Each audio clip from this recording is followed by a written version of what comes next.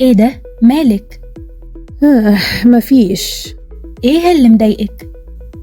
سمعت ان ال AI هيحل مكاني وانا مش هيكون ليا مكان في المستقبل. مين قالك كده؟ سمعت من حد. اللي سمعتيه مش صح. ال AI مش هيحل مكانك ولا حاجة، بالعكس الذكاء الاصطناعي هيفيدك في مجال شغلك بشكل كبير. بجد؟ ازاي؟ انتي تعرفي ان في برامج كتير هتساعدك انك تخلصي شغلك بسرعة؟ بجد؟ طب ازاي اقدر استخدم البرامج دي في شغلي؟ عايدة هتقولك ازاي. مين عايدة؟ ايه ده؟ انتي ما تعرفيش عايدة؟